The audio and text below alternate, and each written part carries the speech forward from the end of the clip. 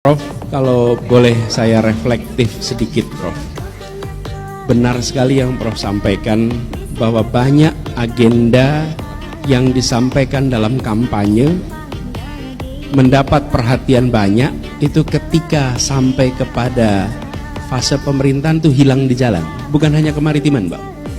Kemaritiman itu salah satu, tapi banyak yang hilang di jalan. Jadi saya mencoba mencari tahu apa yang sesungguhnya terjadi. Jadi begini, Pak.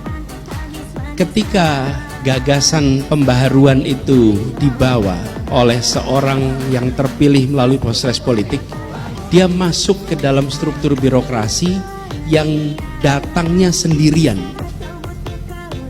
Seorang presiden terpilih, seorang gubernur terpilih, seorang wali kota terpilih, lewat proses pemilu, dia masuk di kantor itu sendirian. Dia membawa janji ketemu dengan birokrasi yang sudah menjalankan hal yang dari tahun ke tahun cuman diubah sedikit-sedikit. Oke. Termasuk anggaran. Bawa anggaran, dibawa ke Kementerian Keuangan, dibawa ke Kementerian dan Badan Teknis. Di situ mereka mengatur anggaran itu dengan melihat tahun lalu. Begitu. Apa yang menjadi janji ketika kampanye itu hilang di tengah proses teknokrasi. Hilang di tengah proses, termasuk soal kemaritiman, tapi juga soal-soal lain, banyak. Karena itulah kemarin ketika kami bertugas di Jakarta, Pak, kami belajar proses itu, kami membentuk sebuah delivery unit. Delivery unit ini namanya TGUPP. Apa tugasnya? Semua janji kampanye itu diturunkan di dalam program teknis yang lalu dimasukkan ke tiap sedinas-dinas yang ada, sehingga dia muncul dalam anggaran di Bapeda, dia muncul dalam anggaran di dinas teknis. Oke?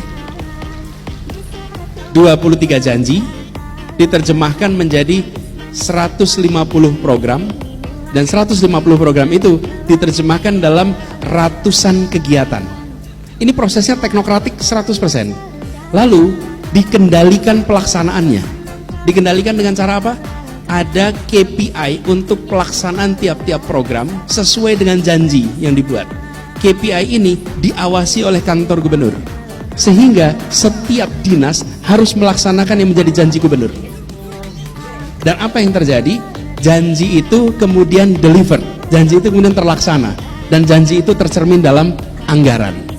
Dan ketika itu dilakukan, setiap pihak yang bertanggung jawab untuk mengeksekusi, mereka diberikan insentif dan disinsentif. Kalau di Jakarta, yang kita lakukan, nanti saya jelaskan mengapa ini saya sebutkan selalu Jakarta. Bila programnya tidak terlaksana, maka tunjangan kinerja daerahnya ditahan 5%. Bila bulan berikutnya tidak terlaksana, masih ditahan 5%.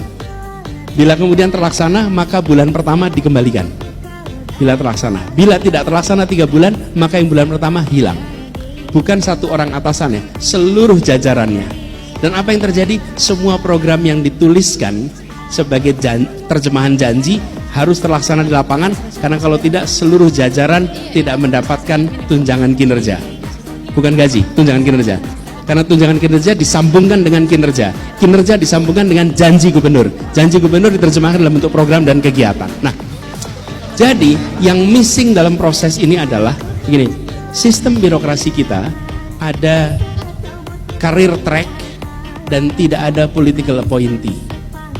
Di dalam demokrasi ada elected official, ada teknokrat, dan di antara itu namanya political appointee. Nah, political appointee itu missing, Pak, di kita. Sehingga lost in translation, exactly. Lost in translation. Dan itu begitu banyak program, hal-hal yang mendasar. Nah, kami menyaksikan wali kota, bupati,